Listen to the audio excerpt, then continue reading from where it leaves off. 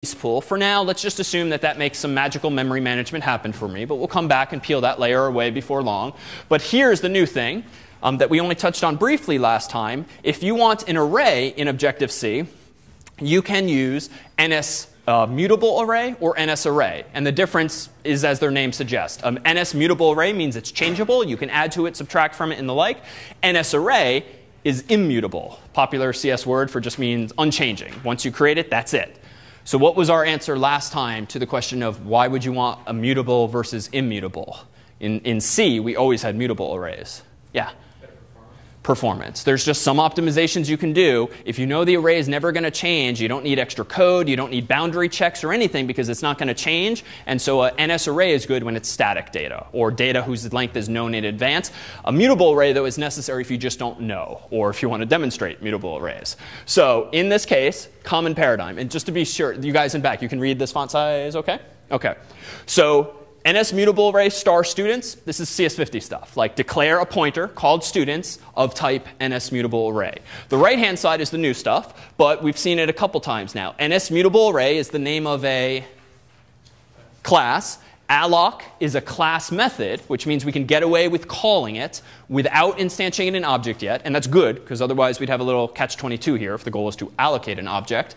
And then init, which is very commonly just put in this nested form so that you're calling alloc, then init immediately. Much like in other languages, you would call new and then the constructor. And what do I get back? I get back, hopefully, the address of an actual NS mutable array object. Now, if I were being really rigorous, I would check return values here and the like.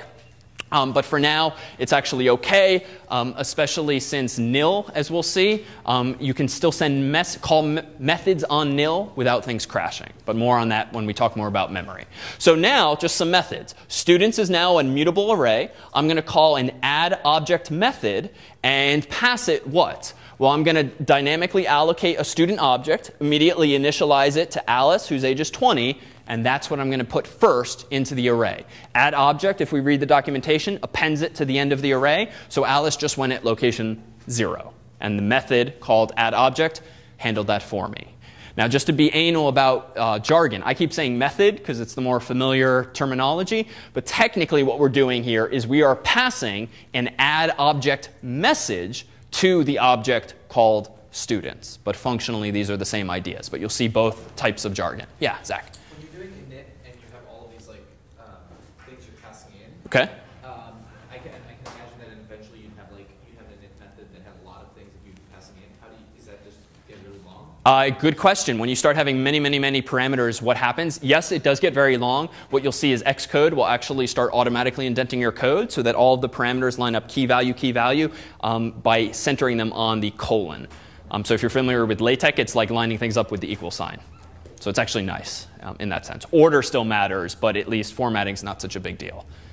All right, so next, Bob, uninteresting. We do the same thing, give him a different name and a different age. And this is just what we call fast enumeration. PHP has this, Java has this now.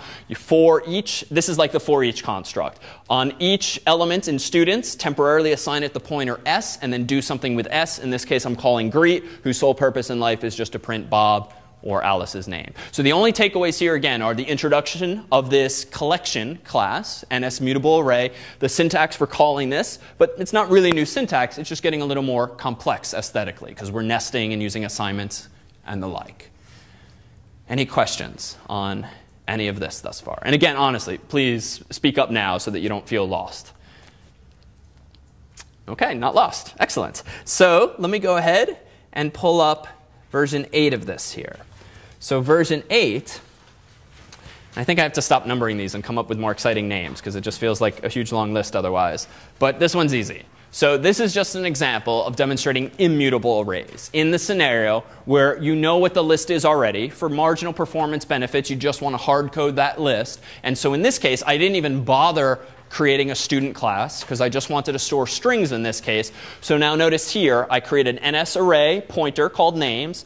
Then I call NS array with objects. And apparently, and this is funky syntax now, if you want to pass in multiple values for a single parameter, can't usually do this, you simply separate them via commas. So this is going to create an immutable array whose objects are Alice, quote unquote, at location 0, Bob, quote unquote, at location 1, and essentially the null terminator, really the nil terminator at location 2. And so now we have an array of fixed size 2. So what am I not calling in this line of code that I have been calling up until now on every class? Alloc. So there's no mention of alloc, and yet this has got to be somehow dynamically allocated, right? So it turns out that a very common paradigm in Objective-C also is what are called convenience methods.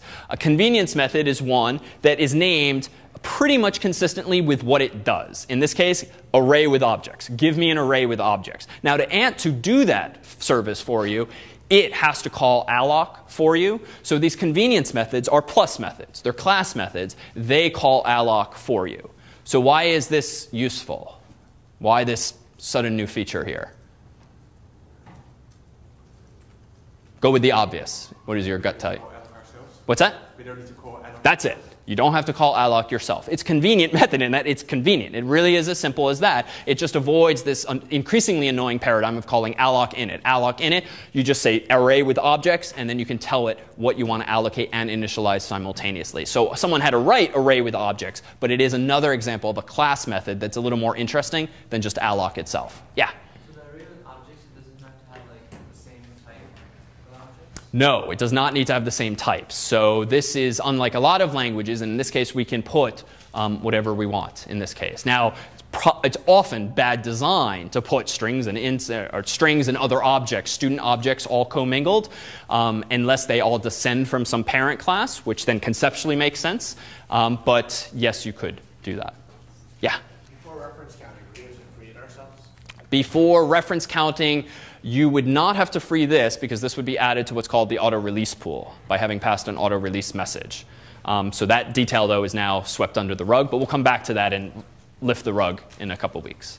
Yeah, Zach? And the array with objects is reserved for immutable arrays. In this case, so this is one of these RTFM things. Like if the documentation says that there is this convenience method for the NS array, it exists, and I believe it does also exist for NS mutable array. So we could have done that in the last. Could have, yes, exactly. Only because someone wrote it that way and we confirmed as much in the documentation. Doesn't necessarily have anything to do with mutability. Yeah?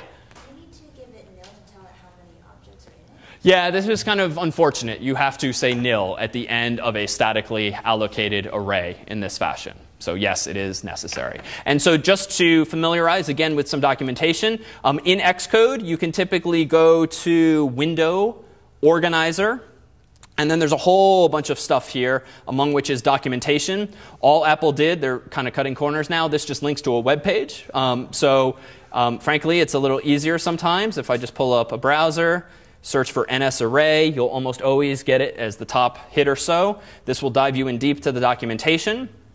And now let's just expose a few things. So on the left-hand side, there's a little table of contents. Class methods, instant methods, constants, tasks.